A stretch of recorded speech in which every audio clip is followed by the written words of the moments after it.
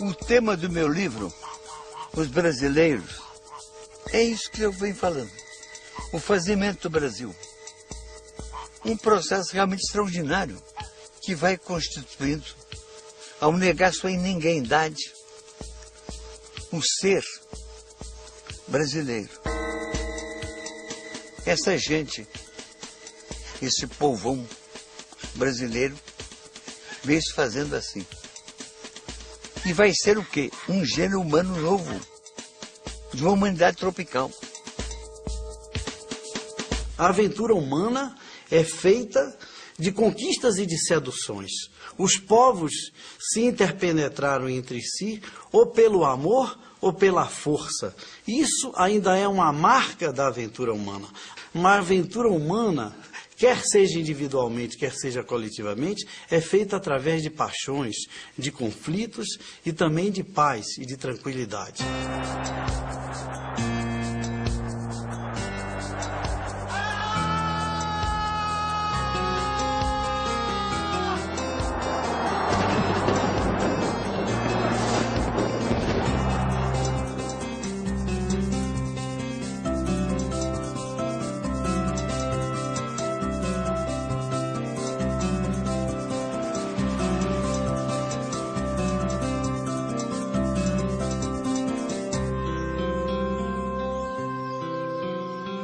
Quando chegaram os portugueses e houve a primeira notícia oficial, o facto de terem encontrado homens e mulheres de corpos maravilhosamente belos, com um rosto cândido, sem pudor, os levou a uma conclusão inegável, é que tinham chegado ao paraíso terreal.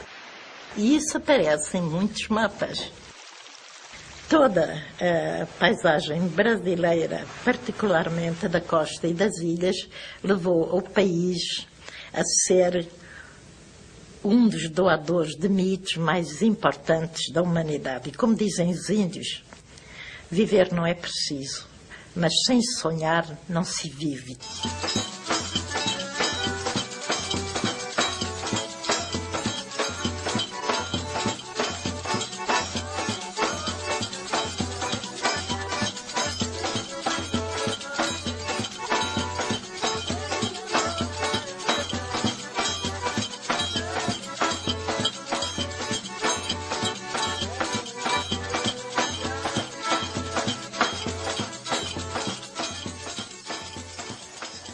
A beleza da natureza brasileira é tão grande que o europeu vê como um paraíso perdido, como uma possibilidade de ser um paraíso perdido.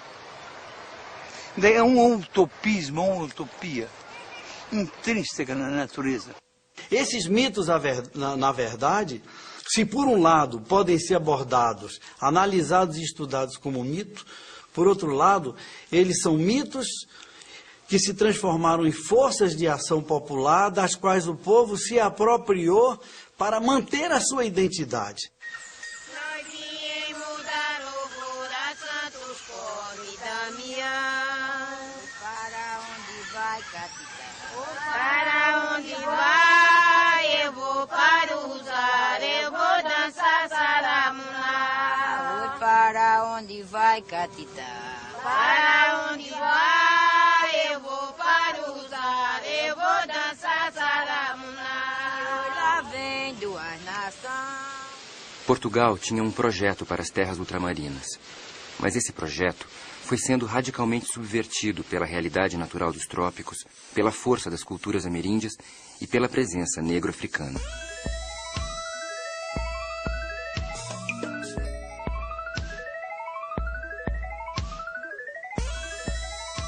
Nada do que aqui estava ou aqui chegou preservou a sua pureza original. Criamos um povo mestiço, misturamos deuses, definimos uma nova realidade linguística.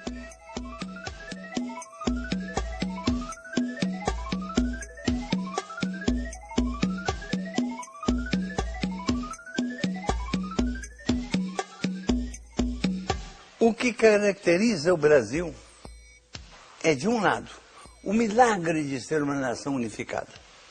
Havendo tantas diferenças, deviam ser várias nações.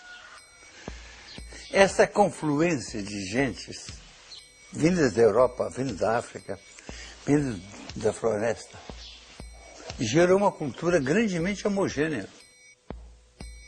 Havia uma uniformidade nas diferenças, fazendo um concerto de uma grande beleza, que foi aos poucos amadurecendo. Já passamos por Rosário, por Vale Quintenqueuru, passamos por Pirapemas e por Itapicuru. Mundo de Boi, Siriema, Jaçanã, Patunhambu, café com pão, bolacha não, café com pão, bolacha não. Mas que ninguém pense que esse processo construtivo nacional foi um mar de rosas.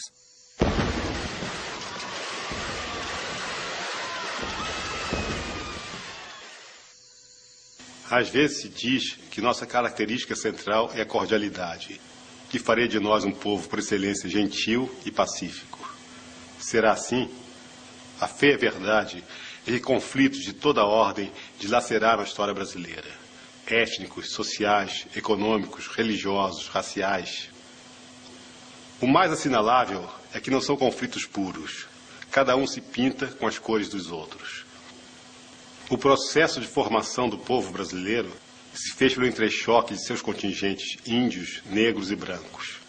Pode-se afirmar mesmo que vivemos praticamente em estado de guerra latente, que por vezes e com frequência se torna cruento, sangrento. E a força pernambucana para o sertão foi levada. Essa se aproximou e da sua pobre morada. Mataram até o pai dele, de lá não deixaram nada. Porque houve lutas em toda parte, porque eram povos diferentes, destinados a ser diferentes, mas o poder central sempre mandava generais com as armas. A Guerra dos Cabanos, que assumiu tantas vezes o caráter de um genocídio, é um exemplo. Ali se enfrentaram a população antiga da Amazônia, que aspirava a viver autonomamente, e a estreita camada dominante luso-brasileira, com seu projeto de ocupação do país. 100.000 caboclos foram trucidados para manter a unidade, para amarrar a Amazônia ao Brasil, para fazer a coisa antinatural de que aquela natureza tão diferente, aquela gente tão diferente, se convertesse parte da mesma gente, da nossa gente.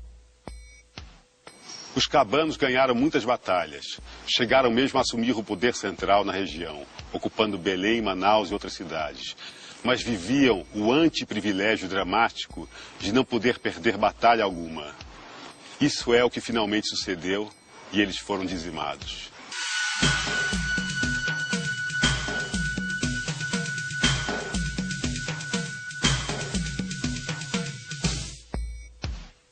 Palmares é o caso exemplar do enfrentamento interracial. Ali, negros, fugidos dos engenhos de açúcar ou das vilas, organizaram-se para si mesmos.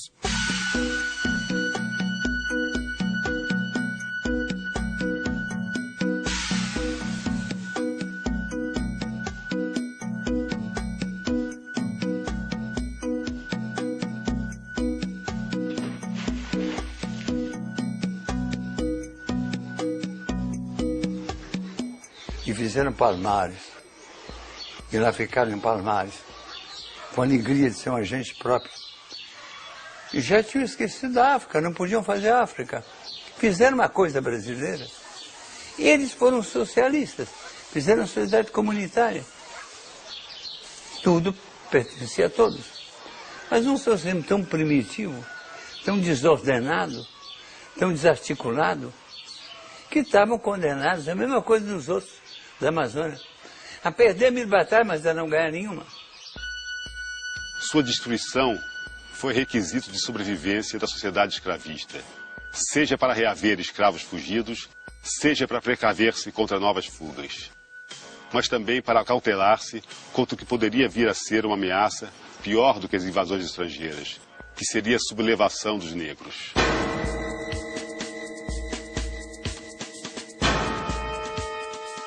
Motins, conspirações, revoltas e guerras marcaram os caminhos da nossa configuração como povo e país. Enfrentamentos de lusos e índios, rebeliões negras e, adiante, lutas pela independência nacional.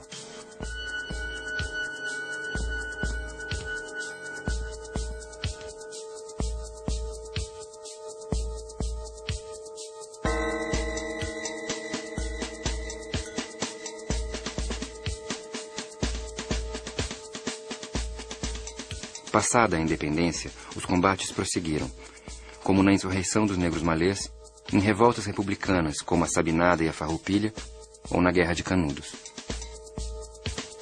Canudos, com aquela briga tremenda, aquela chacina. E milhares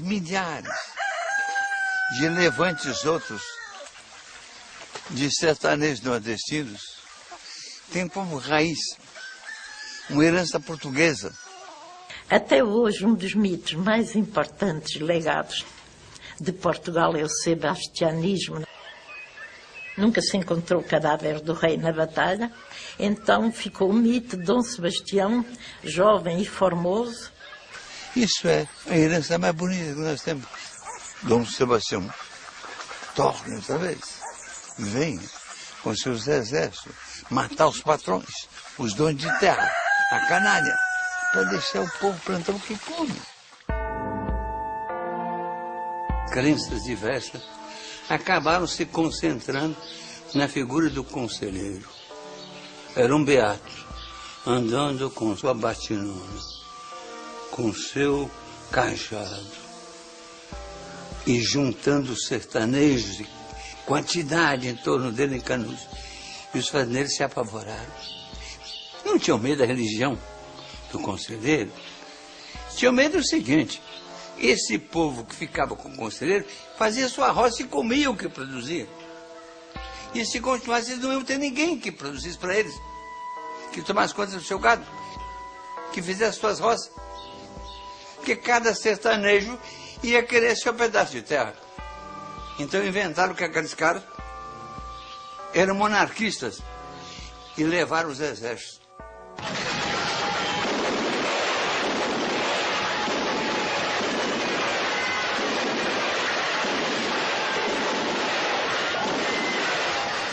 Os canhões... E quando foram ver, tinha umas 4 mulheres esquálidas, umas crianças, umas meninas. Tinham matado todos.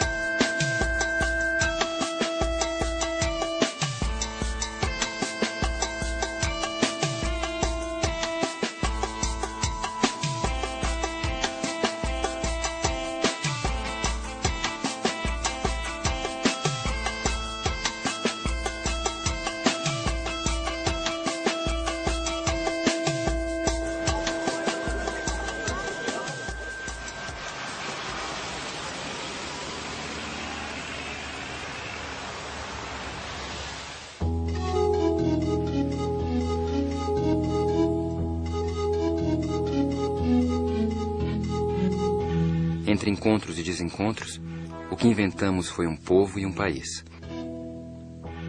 Nesse processo, também o sistema linguístico português foi se espraiando, subvertido pelas realidades humanas e ecológicas dos trópicos.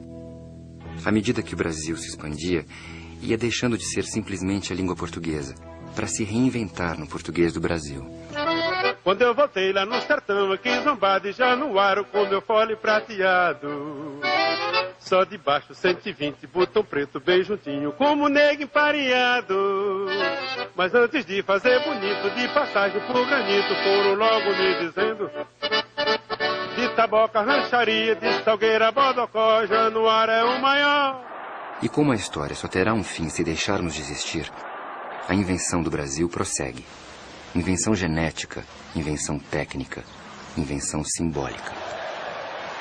E se a gente falasse menos, talvez compreendesse mais. Teatro, boate, cinema, qualquer prazer não satisfaz. Palavra, figura de espanto, quanto na terra tento descansar. O tudo que se tem não representa nada. Tá na cara que o jovem tem seu automóvel. O tudo que se tem não representa tudo. O puro conteúdo é consideração. Existe uma visão de que o Brasil não deu certo e que isso aqui é um equívoco monstruoso. Tá? E essa visão está muito presente para quem olha os indicadores objetivos e compara o Brasil, por exemplo, com os Estados Unidos. Muita coisa deu certo, muita coisa não deu certo e muita coisa ainda pode dar certo. Eu entendo que o que não deu certo é principalmente no plano da convivência social, econômica e política dos brasileiros. Nós ainda temos deficiências dramáticas no campo da educação, da saúde pública. As nossas instituições políticas são ainda muito instáveis e têm sido instáveis ao longo da história brasileira. Nós temos problemas, portanto, eu diria, de convivência, problemas de criação de regras impessoais que permitam aos brasileiros interagir de uma forma mais organizada, mais próspera e mais estável do ponto de vista institucional. Agora, eu acho que o Brasil precisa ter a sabedoria também de reconhecer que ele tem uma subjetividade que é notável. É uma vitalidade iorubá filtrada por uma ternura lusitana, né, e com um elemento de magia e de pensamento mágico do mundo indígena, né, e que se manifesta de diferentes maneiras, na arte, na cultura, na vida afetiva, nas relações pessoais, que são muito ricas e muito densas na experiência brasileira. De dia me lava a roupa, de noite me beija a boca. Assim nós vamos vivendo de amor. Acredito que na história o que importa mais não é o fato, é o mito. E nem que seja pelo poder de criar mitos, certamente o Brasil importará no futuro. Não só por isso, mas também pela essa luso-brasileira capacidade de se adaptar, de sorrir, de sobrepor-se a qualquer opressão, a qualquer erosão da miséria ou da opressão. Então eu vejo mito e facto como das grandes esperanças do futuro e dos grandes legados do Brasil para a humanidade.